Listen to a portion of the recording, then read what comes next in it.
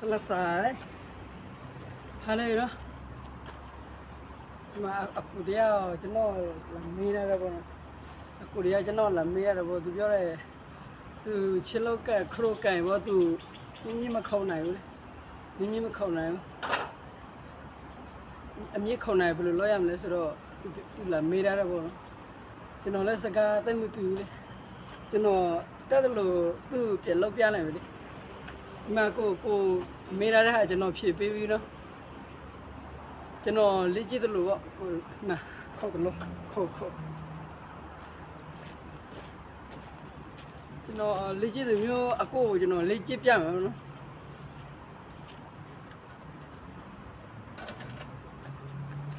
mà khâu từ lúc như đó khâu chứ mà nó thì nhau hoặc là anh nhỉ khâu này này à lấy chỉ mà nó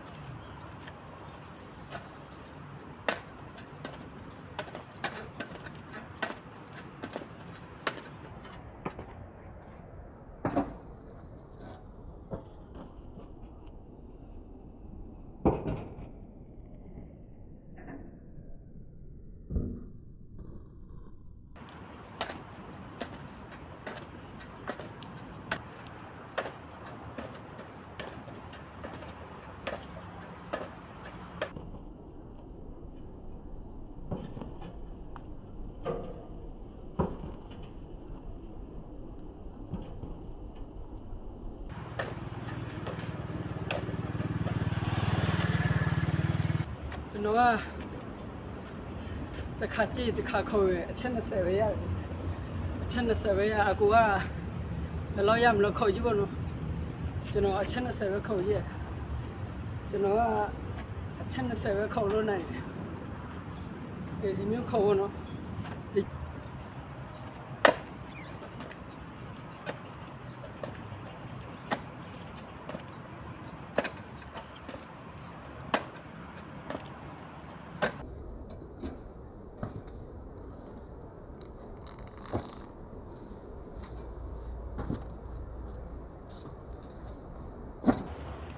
nó tụi mình thấy không mà nó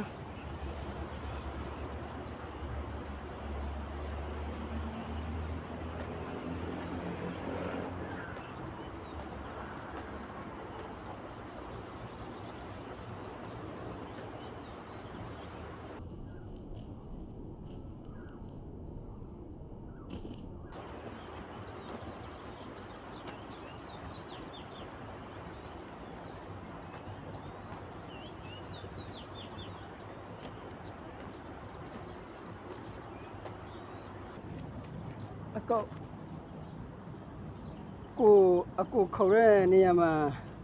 tìm hiểu chế thay này bộ tìm hiểu cái lo khâu tìm hiểu đi lúc cái cha mà nó đi lúc đi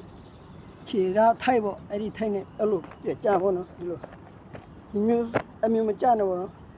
cô khâu cái lo tí cả cô chế lo cái cô khâu lại này mà gì đi chế ra đi chế thay lại lấy gì mà nó đi lúc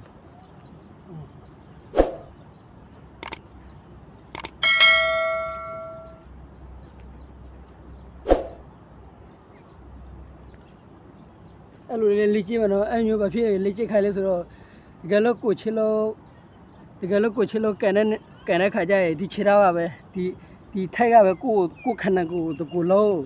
apo tốt đi rồi mà nó đi lúc thì allo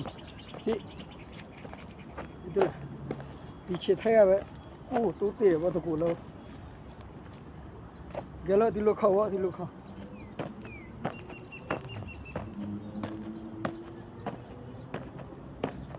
cha ra này mà đi thay này cha vào nó cô khâu đi thay này cha vào đi miu sầu cha rồi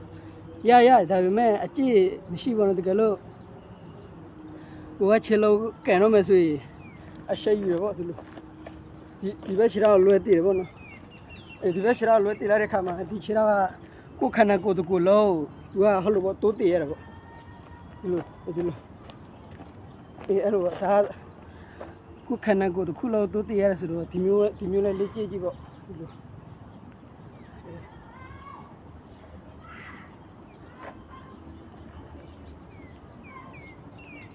အမျိုးလေးလေးကြည့်ရတော့ကိုကန်လိုက်ကြည့်ဒီရှိတော့ကိုတိုးတည်ရတော့ငါခန္ဓာကိုယ်တကူလုံးသူကအပေါ်ရောက်တိုးတည်ပေါ့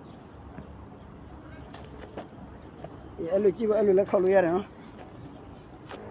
အဲ့လိုလေ့ကျင့်ပြီးဆိုရင်တော့ဒီတစ်ခါကျရင်ခါလောက်အမြင့်ရှိတဲ့နေရာမှာပေါ့နော်ခါလောက်အမြင့်ရှိတဲ့နေရာမှာဆိုရင်10ခေါက်ရအခေါက်20ရပေါ့ကိုနိုင်တဲ့လောက်ပေါ့ခေါ်ကြည့်ပေါ့နော်အခုကျွန်တော်ခေါ်ပြမယ်ခါလောက်အမြင့်ရှိတဲ့နေရာပေါ့အဲ့ဒါကအမြင့်ကန်ချေပေါ့နေ့တိုင်းလေ့ကျင့်ပြီးတော့ကြာလာတော့နည်းနည်းအမြင့်ခုန်နိုင်လာပေါ့နော်ကျွန်တော်လည်းအစားမခုန်နိုင်ပါဘူးအခုလည်းနည်းနည်းပါးပါပဲအခုကျွန်တော်ခေါ်ပြမယ်နော်ခါလောက်အမြင့်ရှိတဲ့နေရာမှာကျွန်တော်ကခေါ်ပြမယ်အခု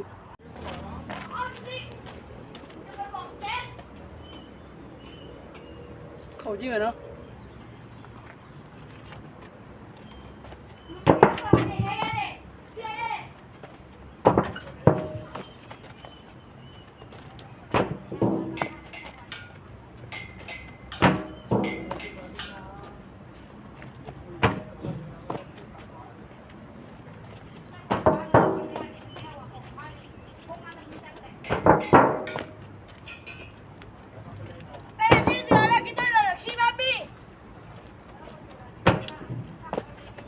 အဲ့လိုခေါက်ကြည့်ပါနော်ကိုခေါက်နိုင်တယ်လားပါနော်ချက်20နိုင်ချက်20ခေါက်ပေါ့30နဲ့30ပဲခေါက်ပေါ့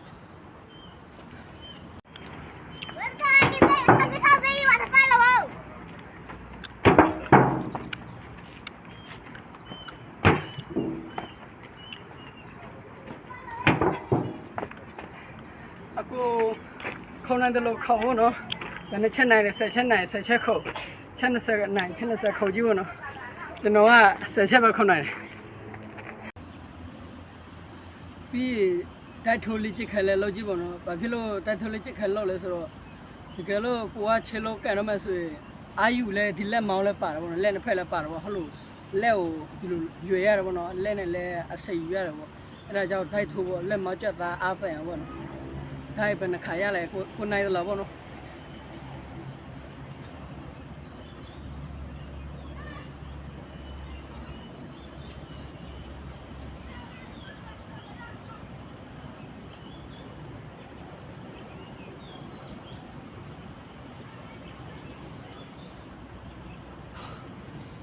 ကျွန်တော်ကတစ်ခါထိုး10ချက်ပဲရတယ်အဲ့ဒါ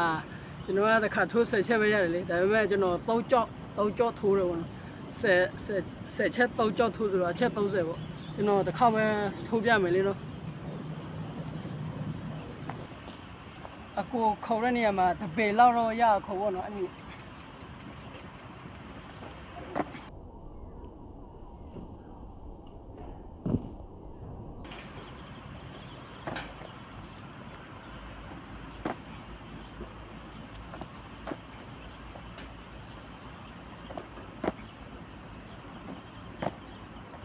အမျိုးပေါ့နော်တပေလောက်ရခေါ်ကြည့်ပေါ့ကျွန်တော်လောက်ပြတဲ့အတိုင်းအကူလောက်ပြီးဆိုရင်ခြေလုံးနဲ့ကြိုက်ကြည့်ပေါ့နော်ခုကျွန်တော်ကန်ပြမယ်还有这边我给你